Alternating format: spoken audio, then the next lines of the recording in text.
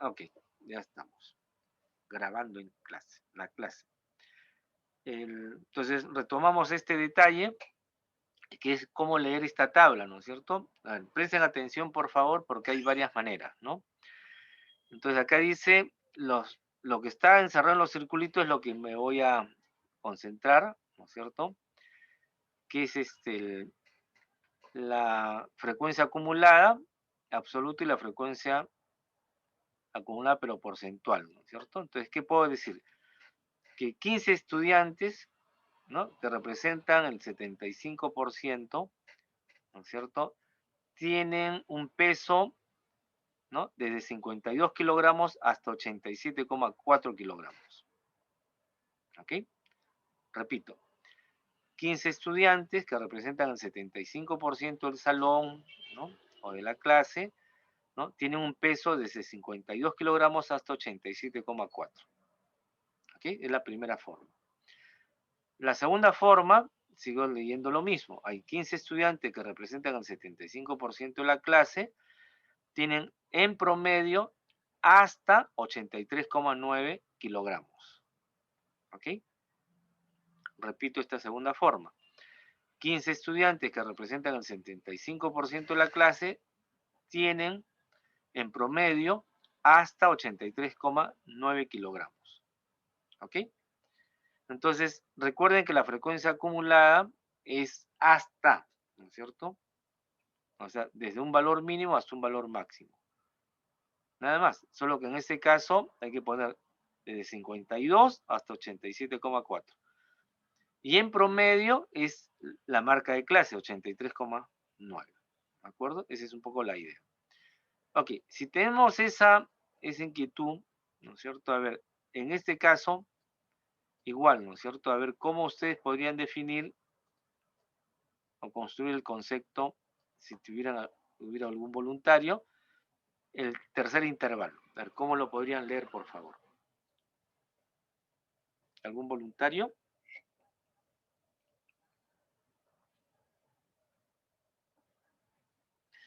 Recuerden que hay dos maneras o más. Todo depende del discurso, en la prosa que uno utiliza, ¿no es cierto?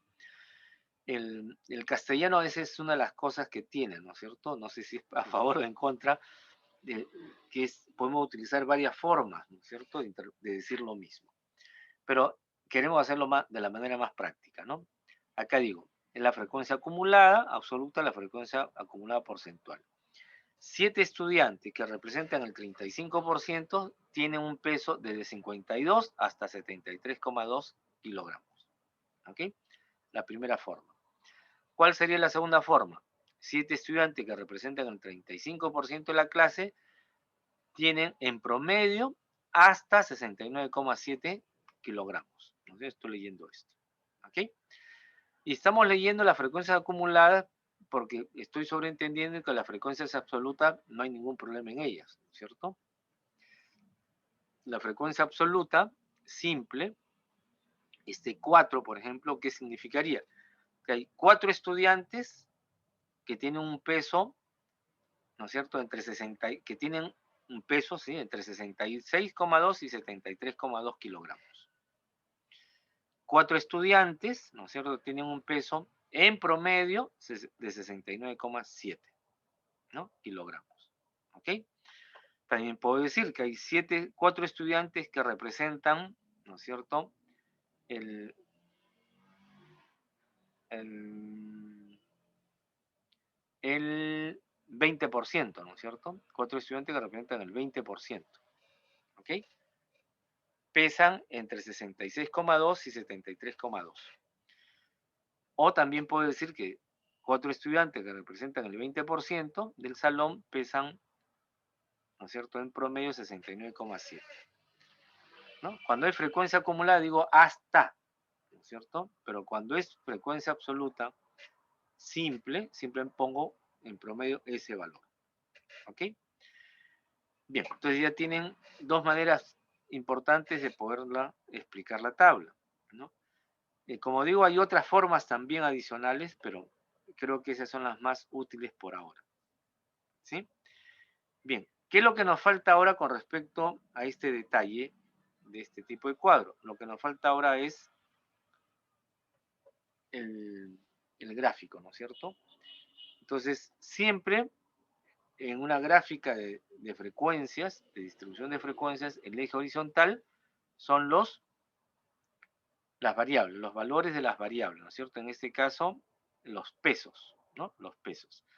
Y el eje vertical viene a ser, en este caso, F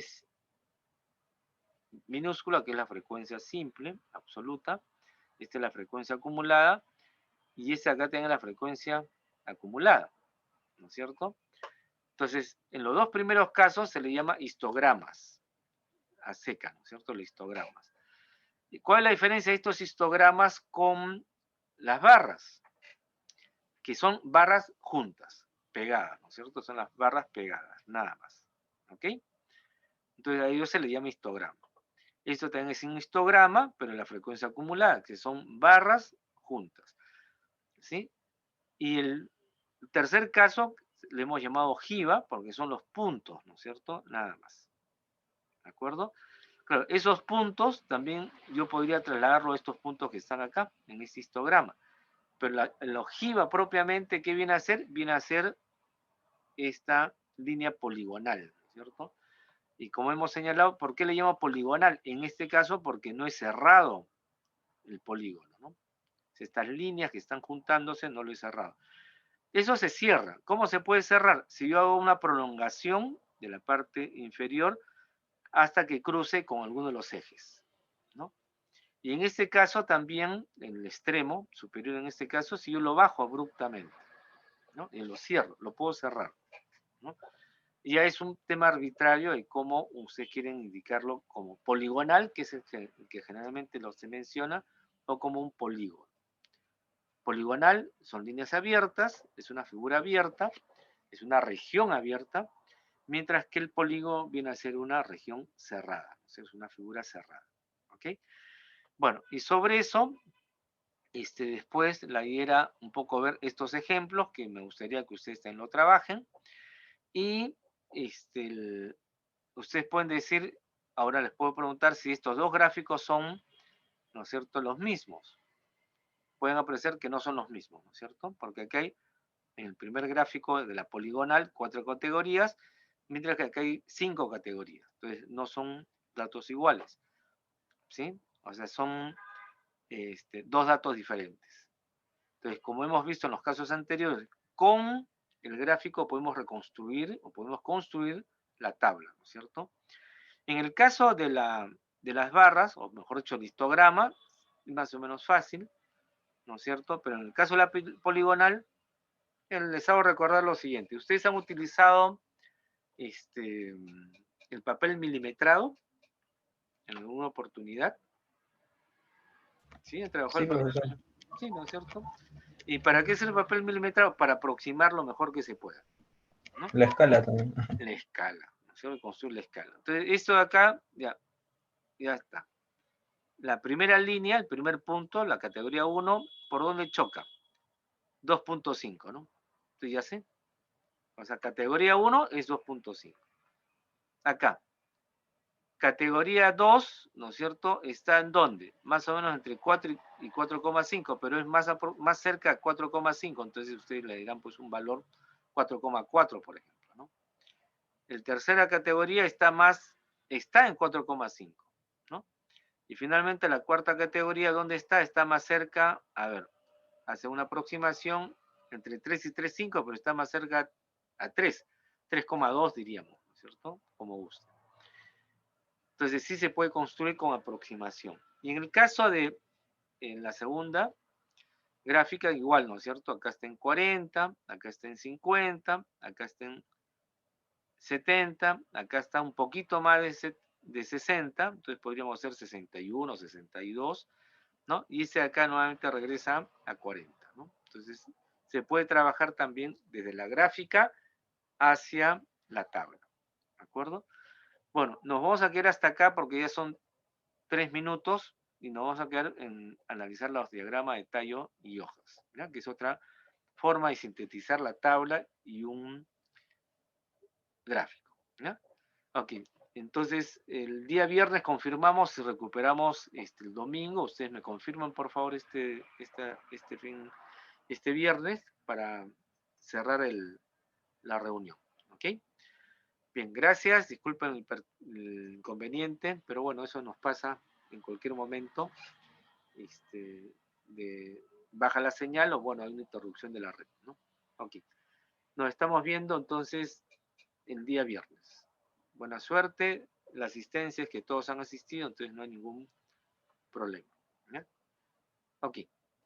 Cuídense por favor y nos estamos viendo el viernes. Buenas noches, profesor. Hasta el viernes.